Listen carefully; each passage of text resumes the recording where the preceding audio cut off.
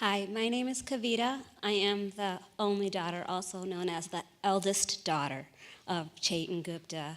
I work in this community. I graduated from UNR as a registered nurse at Over School of Nursing, and I feel it's a privilege to be a nurse in this community, and I feel it's a privilege also to speak today. Something I've learned over the years as a nurse, and also I learned this when my best friend passed years ago. The pastor at Hillcrest Covenant Church in our hometown, DeKalb, said, "Every relationship in life is a gift of grace, something to be appreciated, tended to, and taken care of and thought of as precious." The only other thing I have to say is I'm going to introduce Jerry Ridenauer, a very important person, I believe, in my life, in my brother's lives, and in my dad's life. He's a mathematician from our home, DeKalb, Illinois, and Northern Illinois University. He is quite accomplished in the math fields, just as my dad, and I'm so thankful that he took the honor and accepted to speak today. Jerry Ridenauer.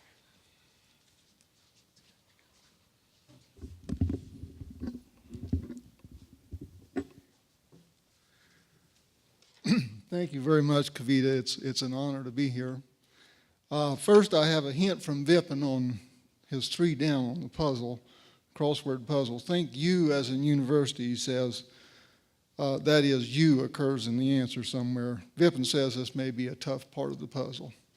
So, I also want to talk about our time together with the Guptas when we were at Northern Illinois University. My wife Beverly and I moved there in 1971, along with our son Dean. We had another son, came along later. And that's when I joined the math department at Northern Illinois. The Guptas were already there, having been there for at least 2 or 3 years, I think.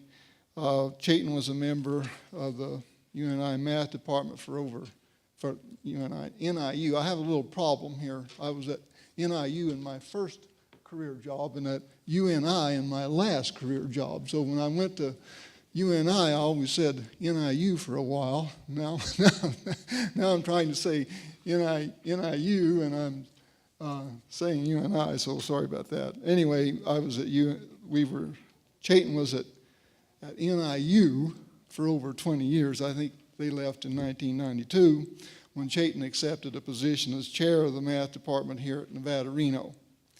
Chetan and I were among the 6th or 8th analysts in the math department at Northern Illinois. There were about 60 people in the department, so we were a pretty small minority in the department. We became a pretty close-knit group, so the analysts got to know each other pretty well. We had a running battle with the algebraists, who were much more numerous in our department, but that's a different story.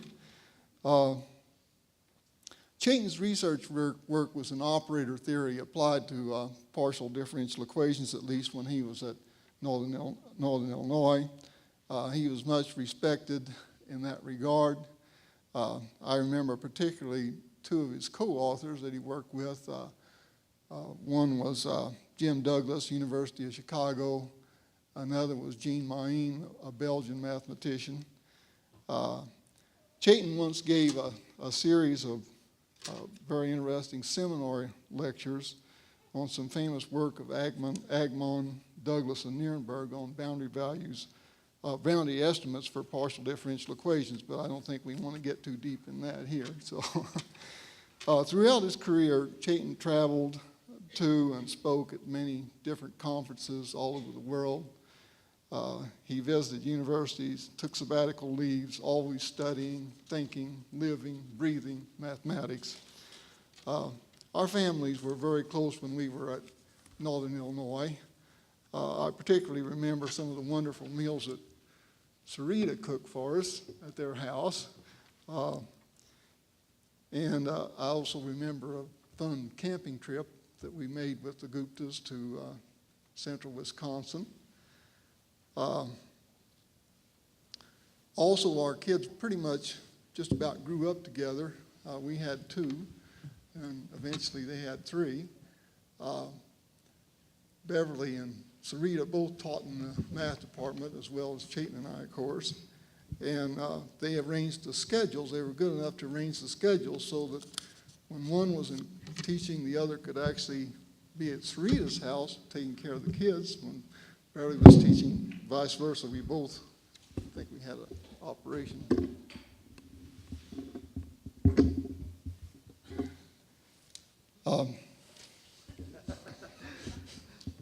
Need to be stronger. Anyway, their kids and our kids grew up together pretty much, so we were indeed very close with the Guptas when we were at Northern Illinois.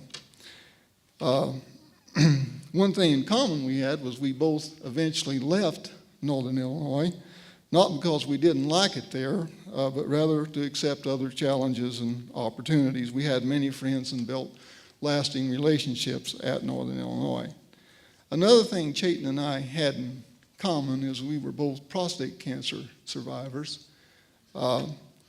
Chayton had the disease a couple of years before I did, and I especially remember when I had the disease that Chayton called me several times, giving me advice, offering encouragement, checking on progress, and so on. Chayton was not just a friend, but Chayton was what I'd call a caring friend. There are several ways that we can remember Chayton. As an outstanding research mathematician, he certainly was that. As an administrative leader, as a devoted teacher, especially interested in teaching innovation, and I think you hear more about that in the presentation later today. He was a loving and devoted husband, father, and family man, and in my case, I think of him as a caring friend. If life is a course with a final exam, I'm sure Chayton passes with flying colors. Vipin also said I might ask you a math question today, so are you ready for that? Some of you may have heard of the fundamental theorem of algebra. Fundamental theorem of algebra says an nth order polynomial equation has exactly n roots. In other words, the first order equation has 1 root, a quadratic equation has 2 roots, cubic equation has 3 roots, and so on. So the question I have is, what phrase does a professor often use in an elementary course to describe the proof of the fundamental theorem of algebra? So I'll let you think for just a minute about that. And the answer is, I'll give you the answer, it's beyond the scope of this course. There are good reasons for that. I mean, the proof is actually quite difficult, and most students don't meet it until they take maybe a senior level or a beginning graduate level course in complex variables. The phrase beyond the scope of the course, however, is a kind of a handy one. Lots of professors learn to use it pretty often, and so I know that I used it many times, and I'm sure Chayton probably did too, when something came up that was not quite explainable in terms of the things that we were doing at the time. I want to leave you with a final thought. Again, thinking of life as a course, as we are today, death and our understanding of what follows is, I believe, quote, beyond the scope of this course. Thank you.